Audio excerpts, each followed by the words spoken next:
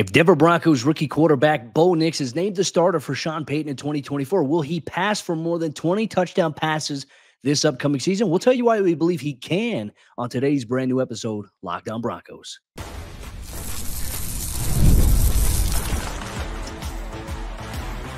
You are Locked On Broncos, your daily Denver Broncos podcast, part of the Locked On Podcast Network, your team every day. What's up, Broncos Country? Welcome to another episode of Locked On Broncos, your daily Denver Broncos podcast, part of the Locked On Podcast Network, your team every day. Thank you so much to everyone in Broncos Country, all the everydayers out there for tuning in, making us your first listen of the day every single day. You can get this show for free on YouTube or wherever you get your podcast, so make sure you subscribe or follow if you haven't done so already, so you never miss out on what's going on with your favorite team every single day, all year long. I'm Cody Roark, Broncos reporter for Mile High Sports. I cover the team in person daily in the Valley, joined alongside, as always, by Sayre Bedinger, a longtime voice in the Broncos Country community. Is a site expert over there, predominantly orange.com. And look, Sayre, I know we're getting to that point of the offseason, right? We're like, all right, you know what? Our training camp position previews, they're coming up next week. But what are we going to talk about when there's a slow news cycle? I think a little bit of a fun exercise is going through and predicting, the offensive stat leaders here in 2024 on the offensive side of the ball here. And obviously everyone's going to talk about the quarterback position. So let's talk about it specifically. There's 3 QBs at this position. What would a realistic over-under look like for each of these guys? And we'll run through a scenario. If Bo Nix is a starter, what does the over-under look like? If Jarrett Stidham's the starter, what does the over-under look like? Zach Wilson, etc. So let's kick things off here. Bo Nix, you and I were talking about this off air, okay? He and Jarrett Stidham really the 2 guys leading the way in the terms of this quarterback battle and OTAs and minicamp we anticipate for the start of training camp. And just deciding on, all right, what would be, a good aim point for him? I think, obviously considering the system he's coming into for Sean Payton, considering what he did at Oregon last year, you and I agreed, okay, let's set the baseline here, 3,000 yards in terms of passing over, under, in terms of touchdown passes.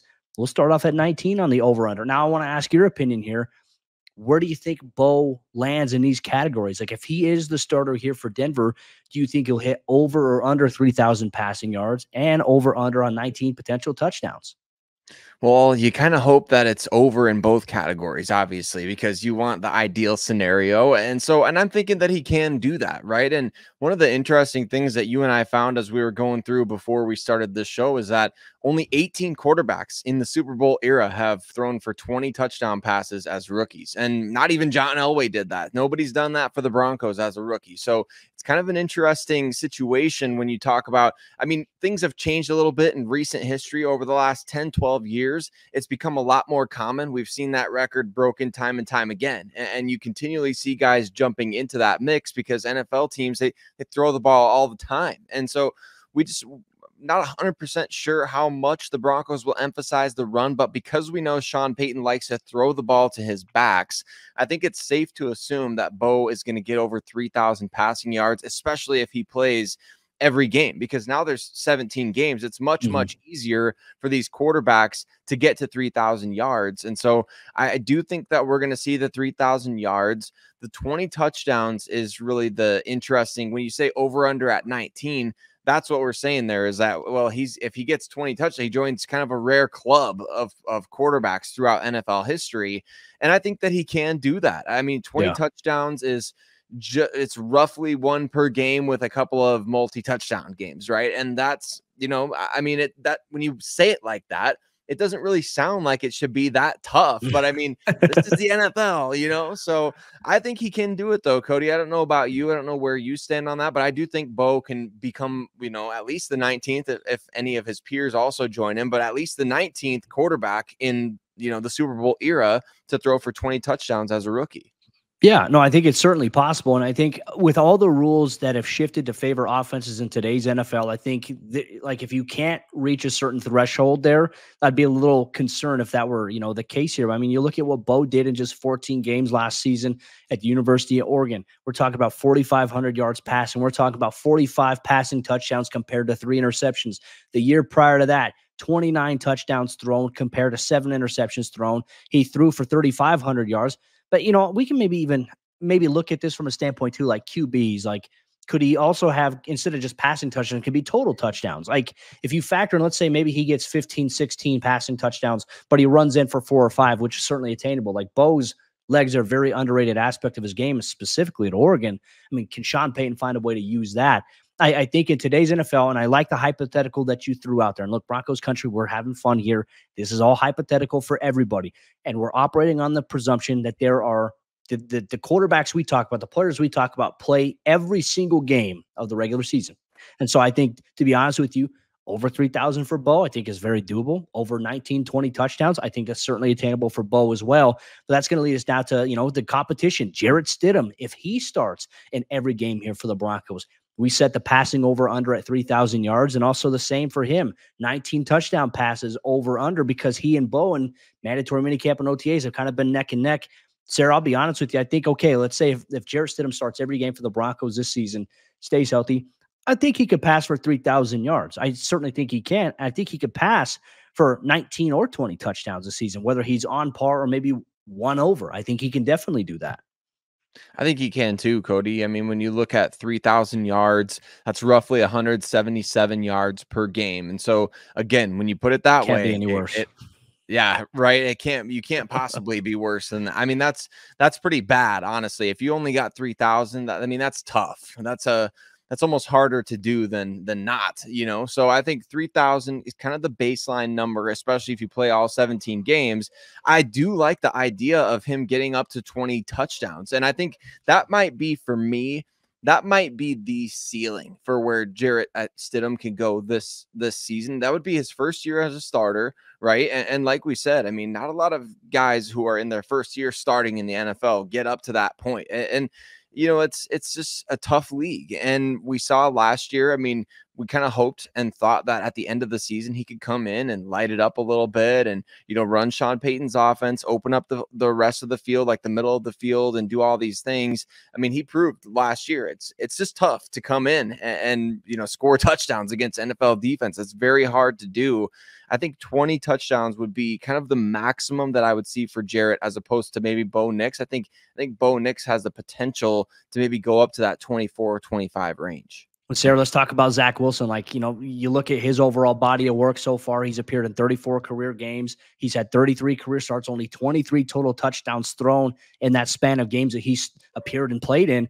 9 touchdowns as a rookie, 6 his follow-up season, and then 8 passing touchdowns in 2023 as the Jets started quarterback, going 4-7 as a starter. I mean, we kind of set the over-under a little lower here in comparison. We put the baseline in terms of passing yards the same as Bo Nix and these guys at 3,000, but passing touchdowns over-under 15, I feel like is a safe kind of area to start.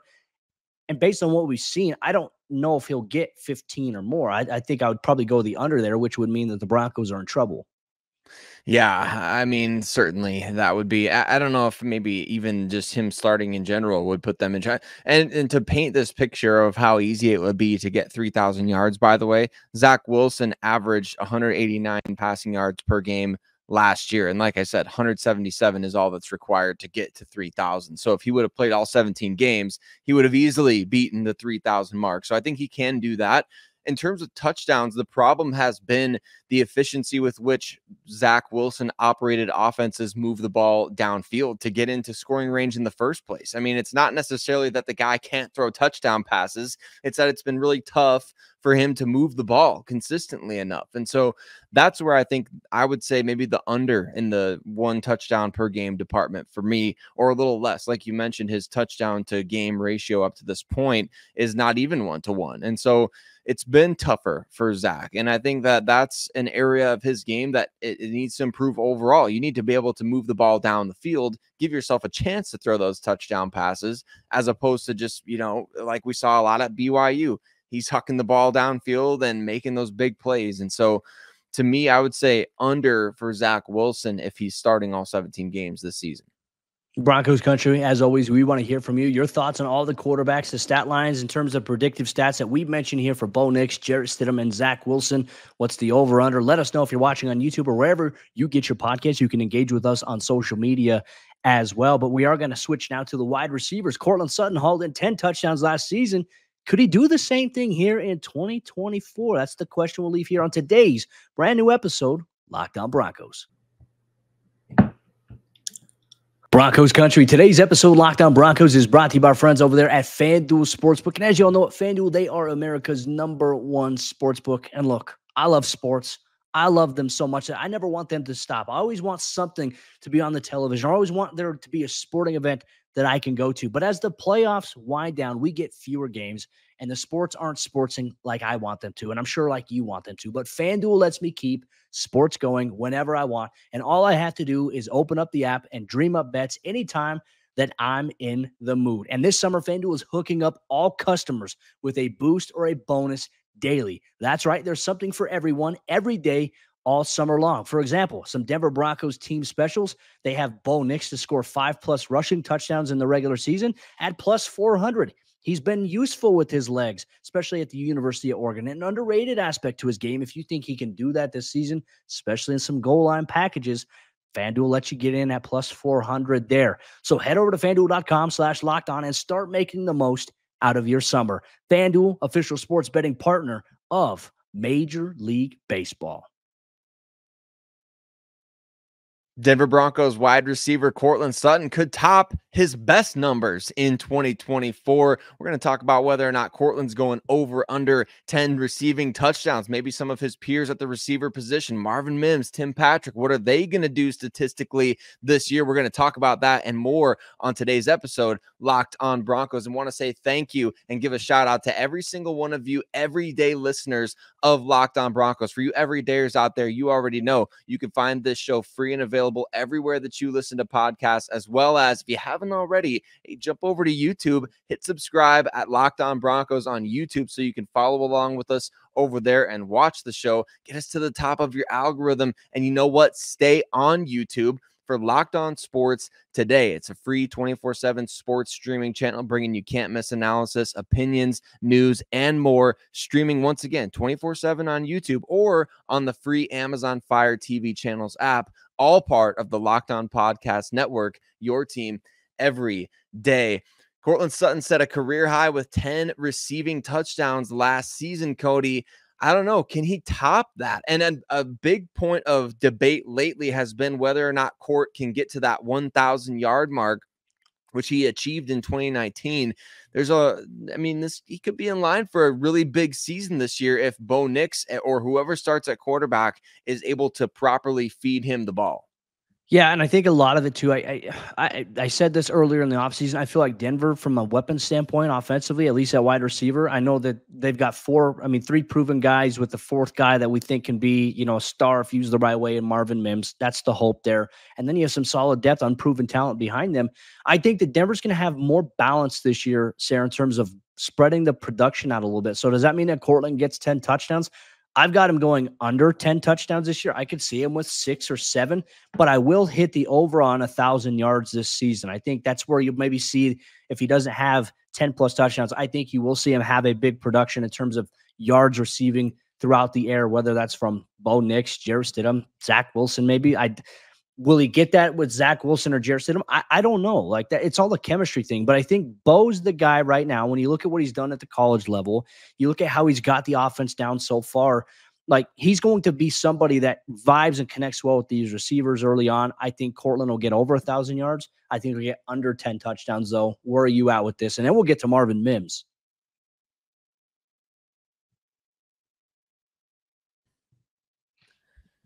I see under 10 touchdowns for him as well, Cody. Honestly, I think there's just too many guys out there at not only wide receiver, but now, yeah, it's not a bad thing at all. Certainly when you got depth and you got guys healthy going into the offseason program, we're sitting here today. We might be saying something completely different in September when we're making predictions for the season, because you never know what could happen. But if everyone stays healthy, I don't think Court is getting 10 touchdowns, receiving again this year. I do think he can get over 1,000 receiving yards, because I just think that the middle of the field is going to be a lot more open up for him.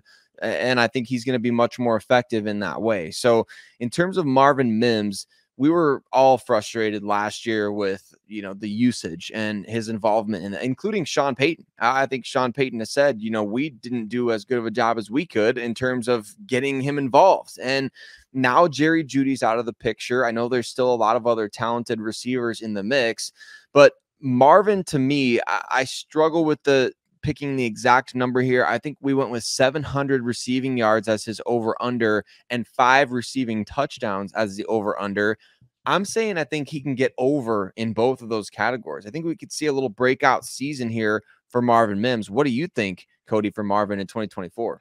Well, I mean, in one game, we saw him have 2 catches for $113 and a touchdown.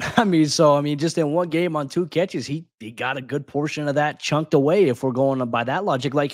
And what we saw as well in OTAs and minicamp, Marvin being used a lot more, Sayre, across the middle of the field, which is great.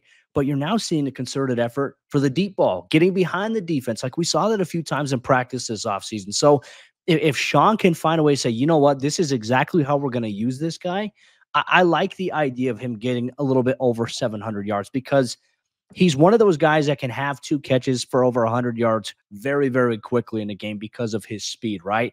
I think the thing for him, you want to see him stay healthy. He's a fast guy, so you have to worry about, okay, he had some hamstring issues pop up last year, seems to be in a good spot in terms of where his body's at this year. I think you could definitely see him have more than 5 touchdowns. And look, I mean, a receiving touchdown could come on a shovel pass. It could come on an end around. Hopefully we don't see too many double reverses or, jet sweeps with him. We want to see him used in the passing game vertically downfield. I think you can absolutely hit the over on each of these this upcoming season. I like that here for Marvin. I think that's maybe a good threshold to start in terms of 700 yards, 5 touchdowns. I think that's a fair place to start. And I think it's really just all about figuring out, okay, like who are you getting a matchup on this year? Because I think we'll see Marvin used a lot more in a strategic manner this season offensively, where it's like, hey, we're going to get him the ball no matter what, but let's find a place to get him the ball in space, right? I mean, not to compare, but it's like you see how Miami uses Jalen Waddle. Like the Broncos can find a way to use a guy like Marvin in a similar fashion. So we'll see if they can open it up. Plus the downfield dynamic there. I think Marvin has a chance to break out in a big way this upcoming season. We'll see if that is the case here. The other receiver we're going to talk about here, we're really going to highlight Denver's top 3 guys here. Tim Patrick coming back from injury. And once again, Broncos Country, as you're listening to this or you're watching it, we're operating on the assumption that all these players play in every single game this upcoming season, right? Barring injury, like fully healthy, full slate of games. I think a fair place to start Tim Patrick in terms of over-under, in terms of yards in a season, potentially coming off back-to-back season-ending injuries. 500 yards, I think, is fair. I think we can see him get at or maybe a little bit under, but I do think we'll see him have over 4 touchdowns. That's where we're at there. I think he'll probably end up with 5 this upcoming season if he stays healthy in a full slate of games.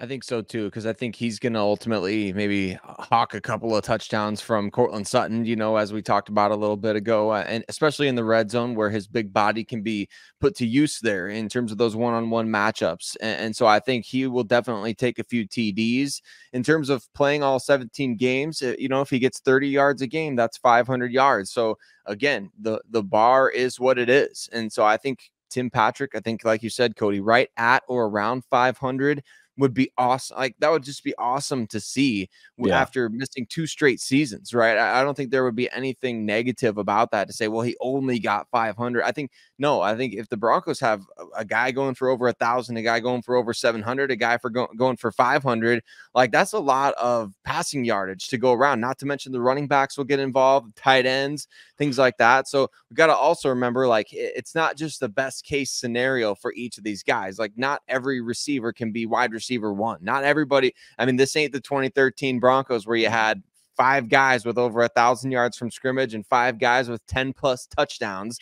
This is, the 2024 Broncos where we're kind of, getting back on track here, folks. So I think that it's very realistic to say 500 yards for Tim Patrick if he stays healthy. And I think that would be, man, Tim could be an underrated comeback player of the year candidate if he goes for more than that. I mean, if he's averaging 50 yards a game, look out for him as a potential NFL comeback player of the year candidate. I also love the interview he did with Eric Dalala of DenverBroncos.com. Great written article. Make sure you go check that out, Broncos Country. Really talking about how he feels like he's going to be a new him. Like there's going to be a new level to who he is.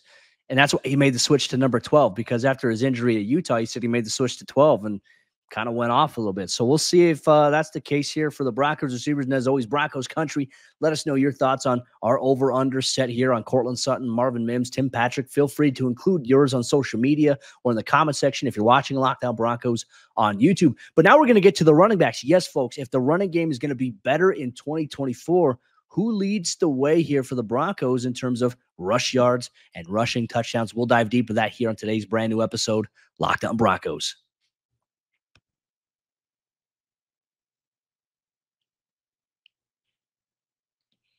As we jump into the fourth quarter action on today's episode of the show, real quick, Broncos Country, once again, I want to say thank you so much for tuning in, making us your first listen of the day every single day. Wherever you get your podcasts or available on YouTube, you make the show exactly what it is. So a special shout out to all the everydayers out there. And look, if you're listening on Mondays and Tuesdays, but you're not listening Wednesdays, Thursdays, Fridays, you got to change that. You got to start listening Monday, Tuesday, Wednesday, Thursday, Friday, because here's what's coming up for you in the next 3 weeks. Curated content, Broncos position, training camp previews, looking at the biggest story of every player, the depth and what those players bring to the table, and predicting our 53-man roster. And on top of that, some of the biggest questions at every position that this team has. We'll go through all that through the next 3 weeks. Jam-packed Broncos content coming your way. We're going through our offensive predictive stat leaders here for the 2024 NFL season. If all the players play the anticipated amount of games this upcoming season, the running back position here, Sayre, is very interesting because right now Denver has, pun intended, a stable of horses at the position. But who's going to ride? Who's going to be free this upcoming season? We'll obviously start off with Javonte Williams, who we anticipate probably to be the starter, even though there hasn't been a lot of buzz or momentum about him in the offseason program. He's going to be the guy to watch in training camp. And let's say, hypothetically, he's the starter day one, which we anticipate. Sean Payton anticipates that more than likely, to see how it all plays out. But for Javonte, coming off of, a career worst year that he had last year, where is an appropriate place to start in terms of rush yards and rushing touchdowns for a guy like Javonte? I mean, I have to think the expectation is that for a lead back, and I know we've talked about the potential of really rotating a lot this year for the Broncos at running back, which is very much a possibility. You got to think the baseline is still 1,000 yards for the guy who's your running back one in today's NFL. And so for me, can Javonte get there? Because Cody, I mean, that's going to be tough. That's going to be really tough, not just because there's other guys or other horses in the stable, as you said, but because Javonte did not look like the guy that the Broncos drafted in 2021 down the stretch last season. By down the stretch, I mean from week 8 to the end of the year, he barely averaged 3 yards a carry. And so it was really tough. And I know that he's going to have a chip on his shoulder this year. I know that he's hearing a lot of the noise and people talking about how, man, he just didn't look like himself. People like us, people like me sitting here saying he didn't look like himself. And it wasn't the Javonte we've come to know and love.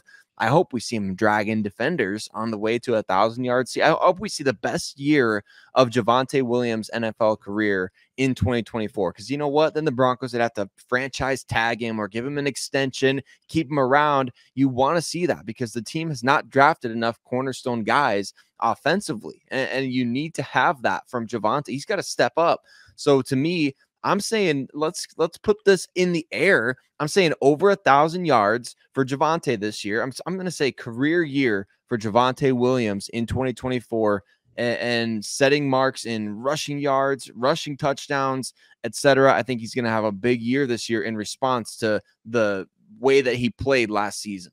Yeah, and I think you mentioned the usage in terms of being a receiver out of the backfield. That'll be a bigger emphasis here from Sean Payton. I mean, despite how bad of a productive year Javonte had last year, he still cracked over 1,000 yards all purpose, but 1,002 to be exact there.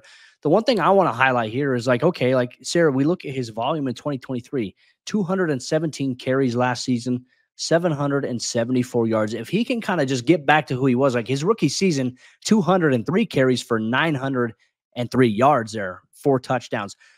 Part of me is wondering what the changeup is going to be like. Is Javonte going to be used in the goal line, right? In terms of, we're talking about touchdown production because we talked about the over-under here at 5.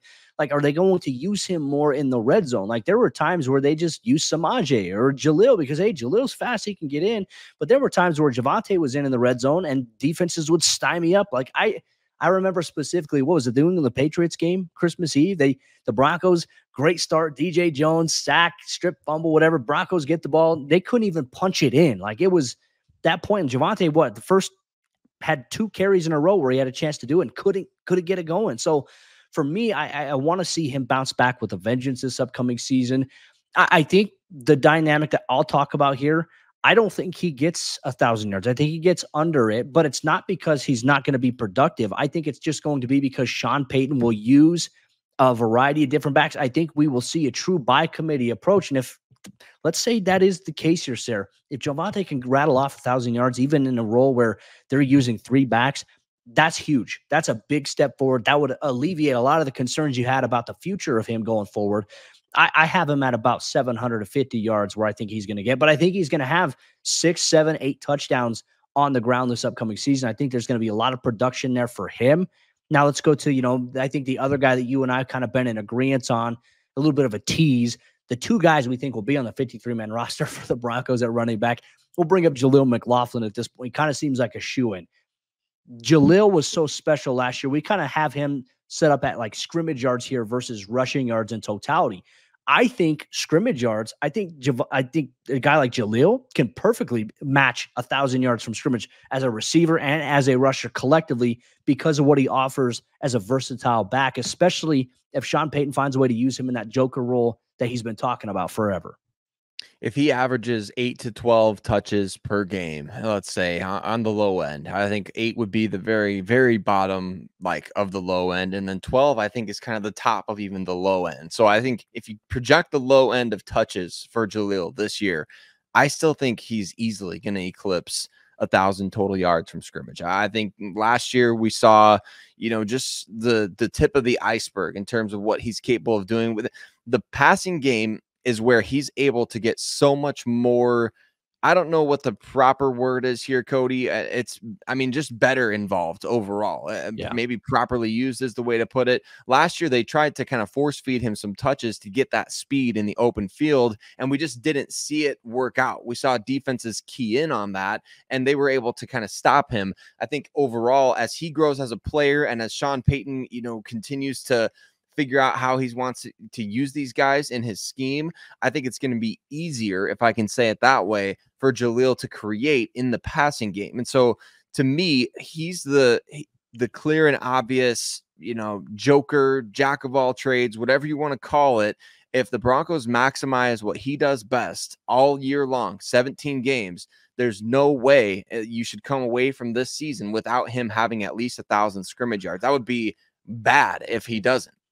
Yeah, well, and look, last year as well, he had 570 yards from scrimmage on very minimal overall touches. He appeared in 17 games, but didn't get as many touches. I think you and I did several post-game shows. Like, how come Jaleel didn't get the ball more? Like, how come you didn't ride the hot hand here? 76 total carries last season for 410 yards. He averaged 5.4 yards per carry last season as a receiver out of the backfield, which wasn't as much. He got involved in the screen game. I believe he had a 22-yard touchdown against the Chicago Bears, if I'm not mistaken, on a screen pass there. But for him, 31 catches for $160, 5.2 yards per catch. That's pretty low when we talk about it, but it has the opportunity to expand more because really that's just on a flat route. That's on really something like running a swing or a bubble. I see the Broncos so far here in OTAs and minicamp, what we have seen in the offseason program. Running backs are running more routes than just the flat and the swing and the bubble. So it means that there might be a concerted effort here by Sean Payton to say, hey, let's open it up a little bit. And then if you have balance everywhere, Sayre, that's really the key here. And it all starts with the offense, right? No matter who's at quarterback, if you have the ability to run the football well and you have guys that you can spread your production out to, it's going to make it difficult for teams to consistently stop you, right? Denver's offense should take a step forward this year in comparison to what we've seen in the last 2 years. And heck, last year, the offense took a step forward in a way that we haven't seen them take a step forward in years since we've been covering this team and talking about it, but it still wasn't good enough, right? So now I think that there are a lot of pieces in place in a perfect scenario, best case scenario. Denver's offense should be significantly better in 2024 in comparison to what we saw last year. And I think a lot of it starts with quarterback, receiver, running back. We haven't even really talked about the tight ends. We'll talk about them at some point here, but I feel like these positions in terms of predictive stat leaders, I think it's an important metric for us to analyze here. It is, because you want to see these guys maximize their talent, right? Last year, we didn't see it. 2022, we certainly didn't see it. And it's been a long time since we've seen guys really maximize what they're capable of in Denver. I mean, maybe you could say Courtland in 2019 and Phillip Lindsay in 2018. I think that's the last two times that we really saw guys maximizing their abilities in terms of statistical output and production, like Pro Bowl seasons for those guys. And it wasn't just that they got voted in based on, man, these guys are super popular. They got in based on the fact that they maximize their talent. And that's what we need to see for the Denver Broncos this year is Sean Payton, who is historically one of the best offensive coaches in modern football, and these young players being utilized the way that they're supposed to be. We haven't seen it since Peyton Manning was pulling all the strings back. Really, you go all the way back to 2014, Cody, was the last time that I think everybody in every position in the offense, you could fairly say that guy is getting used right. That guy is maximizing what he's capable of. I mean, Demaryius Thomas, Julius Thomas, Emmanuel Sanders, even CJ Anderson in that 2014 season. So it's one of those types of things that's like, yeah, you may not have Peyton Manning, MVP caliber quarterback just yet, but you've got a coach that knows how to pull the strings, and that's what has to happen in 2024. It's been a while. That's where we could always go there. Like, that's how long? 2014. My gosh. That was a long, long time ago. And it's about time, like, the Broncos offense comes around to being more consistent, more competent in terms of operation, and you just want it to look better. That's, I think, where everybody in Broncos country is. I think Broncos fans would actually be a lot happier. Let's say if the offense, okay, was putting up like 35 points a game, but, even if the defense was giving up 32, I think they would be okay with that. As long as the offense is putting up more points and it's looking more competent, they'd be okay, I think, with the defense struggling a little bit. But hopefully that's not the case. There's a lot of, obviously, things that have to go on between now and by the time the season starts to the end of the regular season. This is just a fun little off-season exercise of Broncos country. We want you to get involved as well. Let us know your thoughts on the over-unders in terms of Javonte Williams, Marvin Mims, the wide receivers we talked about, the quarterbacks we talked about, or even your own player. Make sure you drop it in the YouTube comments, or you can message us on social media, wherever you get your podcast if you're listening there. But we are going to continue this little exercise on tomorrow's episode of the show. We're going to focus on the Broncos defense. Who's going to lead the team in sacks in 2024? Who's going to lead the team in interceptions? And maybe overall takeaways. That's something that we're going to talk about on tomorrow's brand new episode of the show. We'll see you then.